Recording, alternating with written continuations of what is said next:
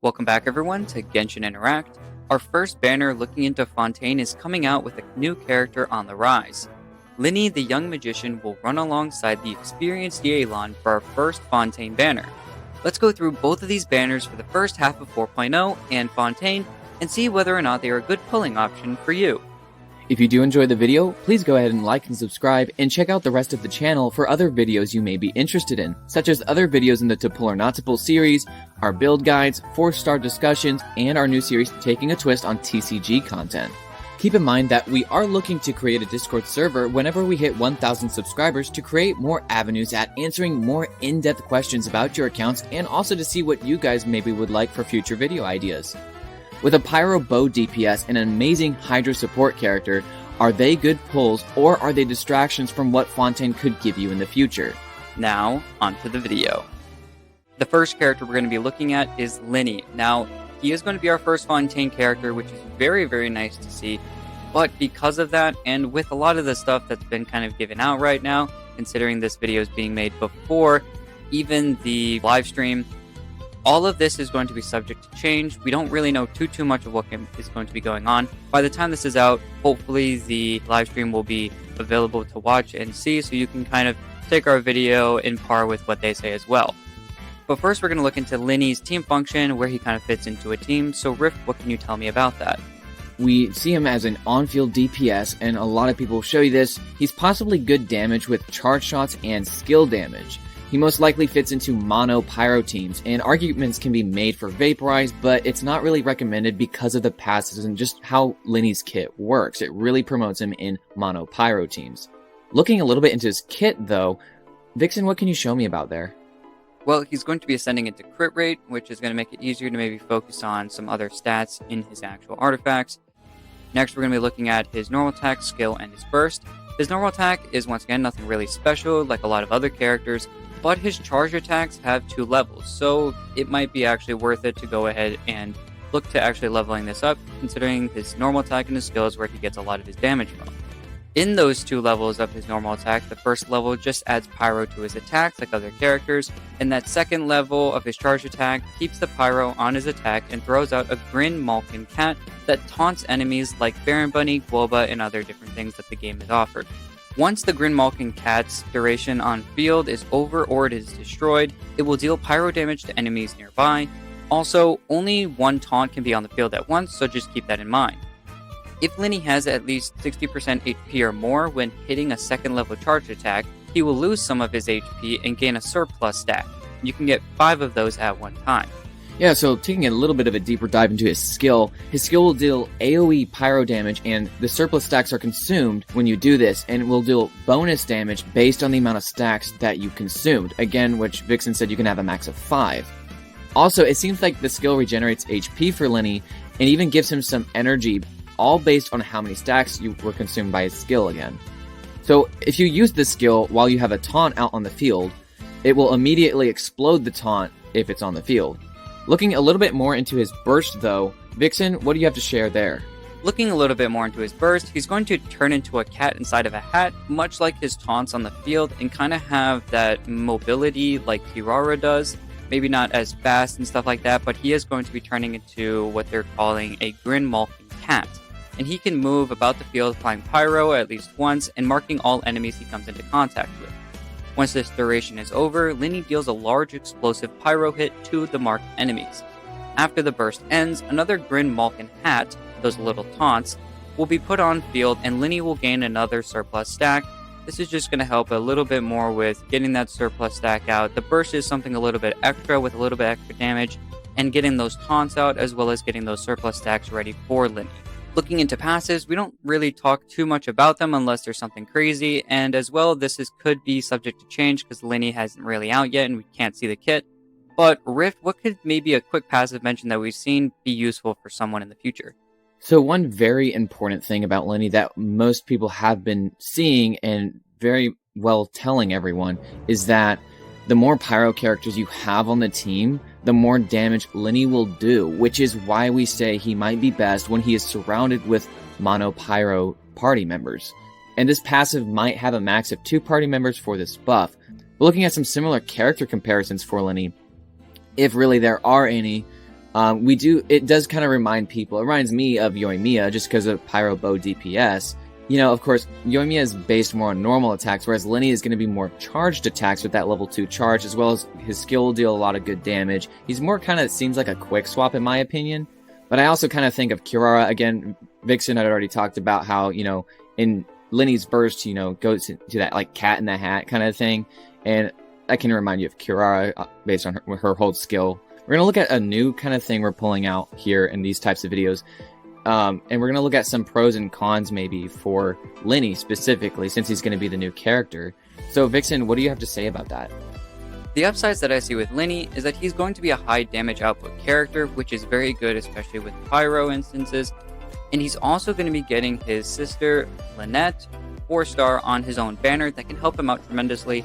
She's going to be a swirler. Her kit already kind of seems like, at least, also once again, subject to change, that it's going to be helping out swirling and a lot of these different things to actually buff other characters. And also throwing on that Viridescent Venerer, since she'll be an Animo character. All of these things help. It just seems to help Lyney do more damage so that, you know, he can do a little bit more on the field as well. The other upside that I see is that he's easy to slot into a team like Mono Pyro, and since Xiangling is free in the Abyss at a certain point, Bennett is on the rotation in the shop consistently, as well as Xiangling.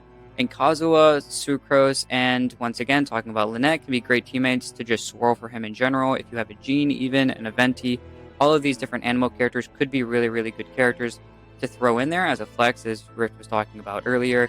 Even maybe a Shielder if you're really trying to focus on those charge and you're maybe having a problem with it. It seems like a lot of different things that he can kind of come at with. But besides the upsides that he really can look at, Rift, what are the downsides that, you know, could be a little bit difficult for people if they want him? Right, so some downsides I see with Lyney kind of immediately is that even though he has a taunt with his on-field skill and stuff, he still might need a shielder or someone to tank for him. And one character that actually does come to mind is Dia, because we know that if Lyney's going to be doing better in Mono Pyro teams, well, Dia's Pyro, but she also provides resistance to interruption. The only problem with maybe thinking about that is Dia does have a big downtime with her skill being 20-second cooldown, so it could be a little inconsistent, but maybe Dia could be useful in this team. The other thing, though, is he might not work well with Vaporize, just because it can be annoying since Yelan is on the other side of this banner, but the way she works, and even Xingqiu, is it is all based about doing normal attacks, and Lyney doesn't really want to focus on normal attacks. He wants to focus on those charge attacks, doing skill damage, and so if you use Yelan or Xingqiu with him, you're really just going to be kind of restricting yourself with how you actually want to play Lyney, and Mono Pyro is just probably going to be better. It's also going to be easier and could just be more fun in general. So now that we've finished talking about Lyney, let's look at the other side of this banner, Yelan. And this is her second rerun. So Vixen, I'm going to hand it off to you. What can you tell us about her team function? Well, she's been here before and a very, very loved character, especially since she's just a great character in general. She's an off-field Hydra sub-DPS and support, so it's going to be very, very nice for her to slot in there, considering she likes to stay off-field unless you get her high constellation or maybe even with her weapon and stuff like that. But she does like to stay off-field, considering that she has her burst that helps out other characters with her passive. A lot of different things that she has. Her mobility from her skill, it's really nice to get around. She's a really great character in general, and to just have to help and support the actual DPS or main damage dealer of the team. Looking beyond what her actual team function is, Rift, what can you tell us about her kit that actually helps the other characters out? So Yelan also ascends into crit rate, and again, this just helps with damage, and Yelan's damage is very top tier, especially for being an off-fielder. Her normal attack doesn't really have any special mentions, but her breakthrough barbs, which is basically her charge attack when her rings or her bracelet is lit up, is HP scaled. So it's AoE Hydra shots gained when Yelan is out of combat for at least 5 seconds. You do also have a chance to get this back based on how many enemies you've hit in the skill. There is a chance for it to come back there as well. Looking a little bit more into her skill though, Vixen, what can you tell me about with that? Well, the skill is called Lingering Lifeline, and this increases Yelan's movement speed, kind of going into this almost like phased out look. And she's going to have this high movement speed for a short period of time, and then marks enemies along the path that she takes. When the duration is over, Yelan deals Hydra damage based on her max HP to those marked opponents. You can get out of the increased movement speed state by using the skill again, dashing, or jumping out of it. Like Rift was talking about earlier, each opponent she marks with Lifeline grants Yelan a 34% chance to get a breakthrough barb or basically light up her bracelet so that her normal attack can do that AoE Hydro shot. Looking beyond her skill and now finally into her burst, Rift, what can you tell us about it? So her burst is called Depth Clarion Dice. It will deal AoE Hydra damage once you activate, and then also creates this exquisite throw. And this exquisite throw will follow the on-field character in attacks and coordination, dealing Hydra damage when the on-field character uses normal attacks. This can occur once every second. And so there is a passive to mention, because I think sometimes it may be a little bit overlooked or even just underrated. So Vixen, what can you tell us? Well, going along that idea that you were just talking about with that burst, her second passive, Adapt with Ease, is an amazing passive. And this is as well why she's so good, considering that it's connected to her burst and staying on the off field. So basically with this passive, when an exquisite throw, or her burst, with that little dice that follows her around, or the active character around, is in play, the active or on-field character deals 1% more damage and increases by 3.5% every second with a max of 50% increase of damage. This just helps 50% more damage that you're already doing. Never mind of all the Hydra that's constantly coming out from the Depth Clarion dice that she gets in her burst, but her second passive allows the on-field character that you're trying to buff already with maybe some sort of reaction with Yelan, it buffs them with 50% more damage. So clearly, Yelan really only has one significant other character that really matches in how their kit works and or how you would use them in another team, and like we just said, Xingqiu fits the bill. The bursts work very, very similarly as off-field support and also just good sub-DPS and really good application for your on-fielder to maybe do reactions off of. They are both heavily dependent on energy recharge for this reason, because you want to just focus on getting their bursts back so that they make most use for your team. They are, at the end of the day, really good supports. You can make them deal good damage, and that's, I'm not going to say, not to do that, because again, Yelan has very good damage scaling with her high HP. Her HP scaling is very good. Getting her a good crit ratio, I would definitely recommend. But do remember that you need good energy recharge as well. Please do not abandon energy recharge, because if you can't get their burst back, it defeats the whole purpose. You want fluidity and flow within your rotations. And so that's why even using them together, even if you already have Xingqiu, I wouldn't tell you not to pull Yelan, because pairing them together, and you will hear this from other people, is a very good dynamic duo, especially for an on-field vaporized unit like Hu Tao, Yoimiya. It's a very good thing to do, and I would still recommend Yelan even if you have Xingqiu. It just depends on what your account looks like in other areas. So just kind of focus on what you need, or maybe you're missing certain roles in other areas. But moving on from that, we're going to look into the weapon banner now. And first, we're going to be looking at Lyney's weapon. So Vixen, what can you share with me about that? Because I actually don't know too much about his weapon yet.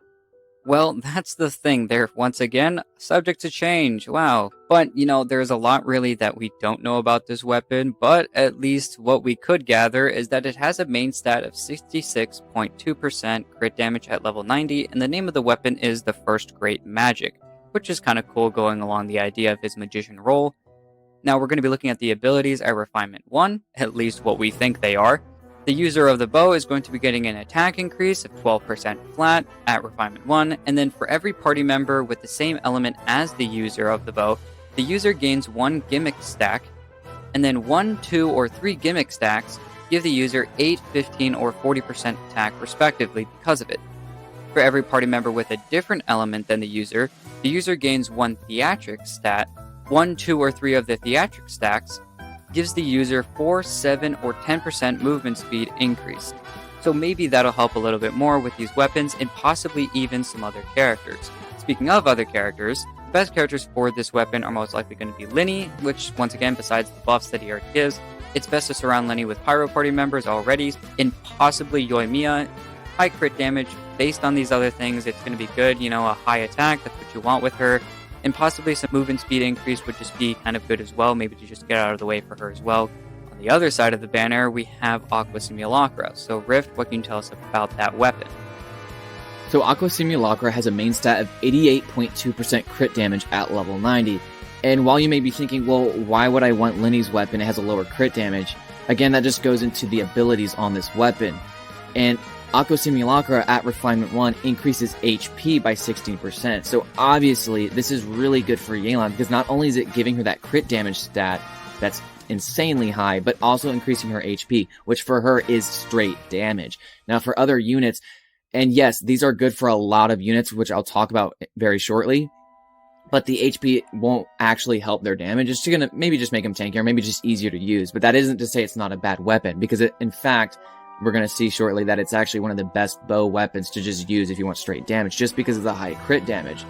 Looking back into its ability though, when opponents are nearby, your damage will be increased by 20%.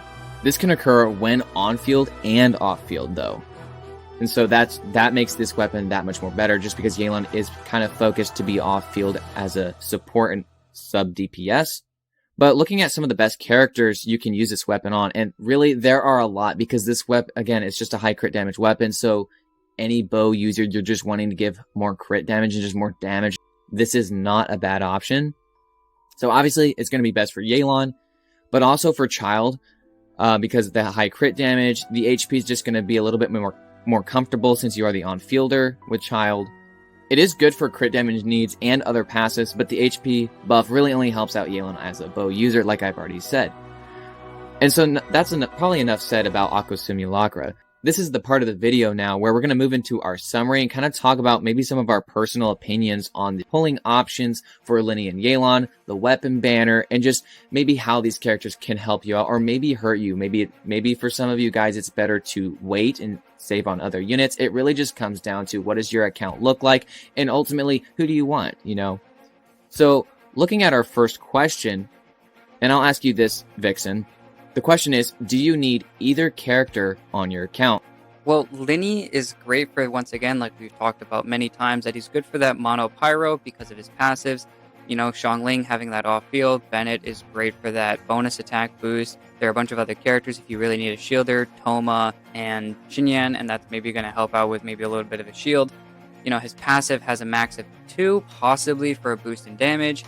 And then you're going to be trying to use a Swirl or a Viridescent unit like his sister Lynette and Kazuha, Sucrose, Venti, Jean. We could go on and on with other swirling characters.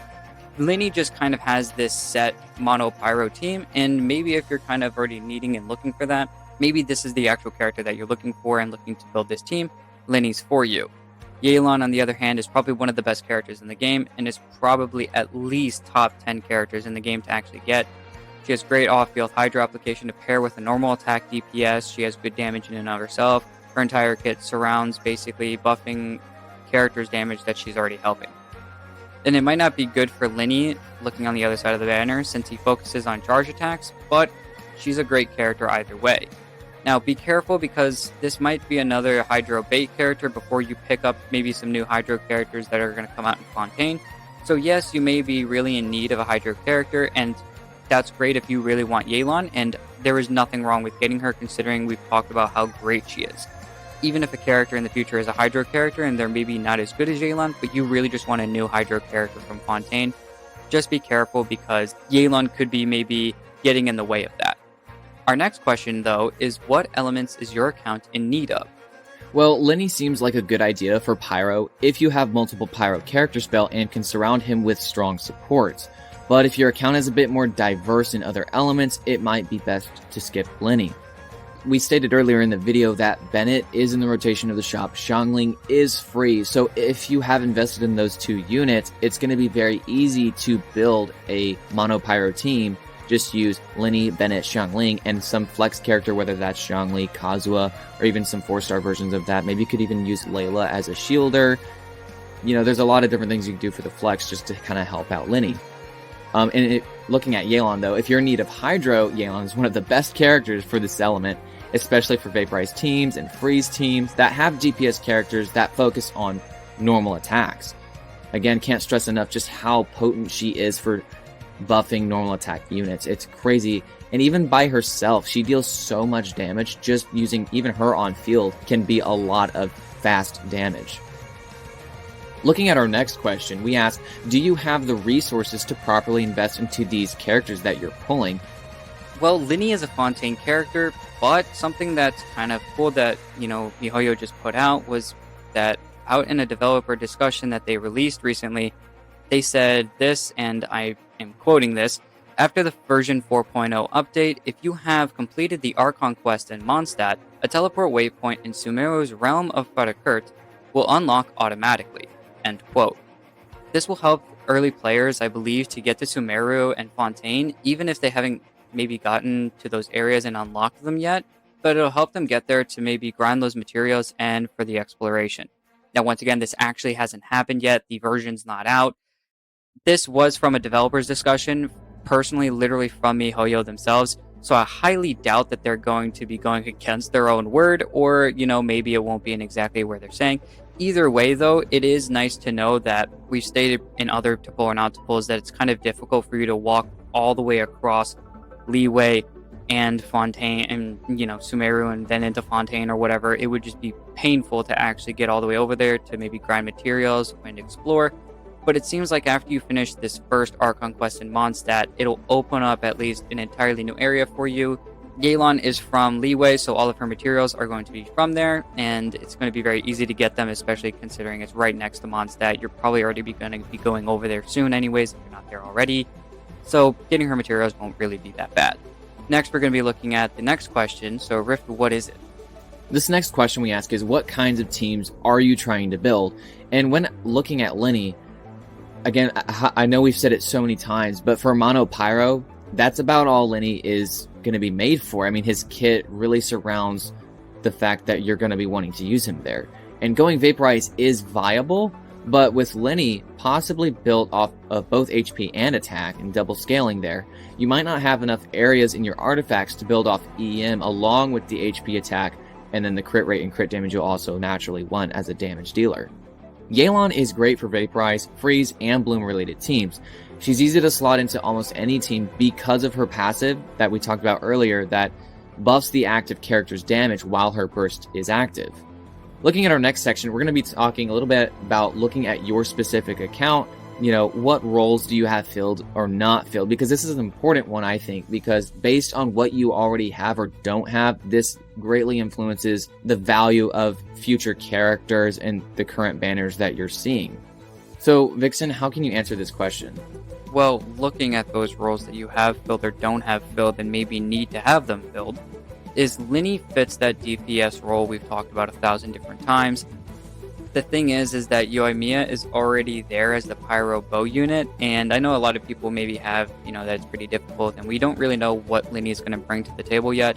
Seems like he's going to be a very high damage dealer in general, and yeah, he may be double scaling, which is maybe off-putting for some people. And since Yoimiya just kind of needs a bunch of attacks, she's kind of easy to build.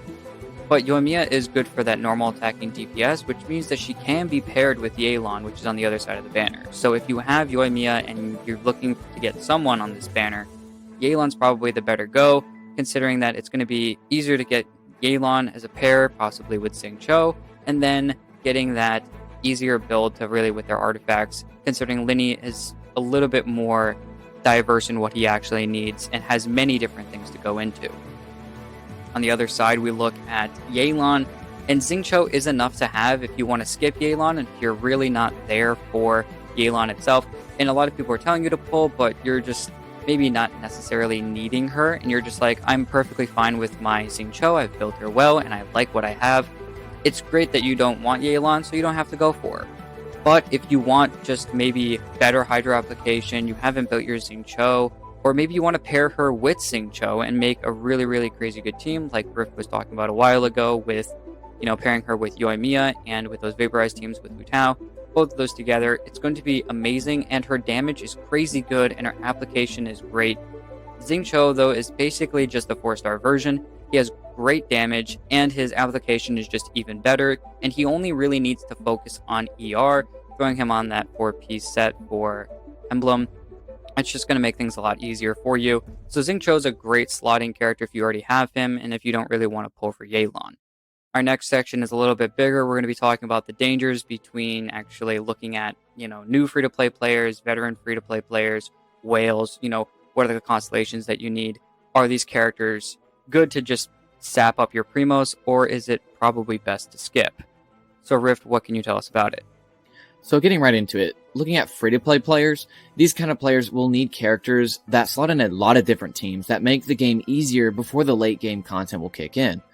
Lyney does not seem like a solid option for early game players in free-to-play situations, but Yelan is always a good option for free-to-play players when they already have a DPS. Lyney leads his mono pyro team, and it is recommended to have a Viridescent Venerer user to swirl for more damage. A lot of necessities that early game and free-to-play players may not have or want. It's best to not be restricted when going for characters unless you have a large arsenal of characters already. Yelan, on the other hand, is a good choice for almost any player at any investment in the game, especially F2P and early game players. Her mobility skill is good for exploration and getting around, as well as her application is one of the best. Looking at the next category of players, we're going to look at the veteran spenders and the veteran F2P players. So Vixen, what can you share with that perspective of the game? You should probably already have a decent lineup by now, and possibly 2 4-person teams for the Spiral Abyss, so you're kind of set in what you actually need for the game. If you start looking into maybe now a little bit more specific teams, like Mono Pyro and some other niche teams, Lyney is probably actually a good character for you to get, as well as considering you get Lynette from the banner, a great pair duo for this Mono Pyro team. But considering once again, it's not that good for those early free-to-play players that are just starting out the game, because it does focus on forcing you to not do those reactions, and when you're focusing on not doing reactions early game, it really does make a detriment to you.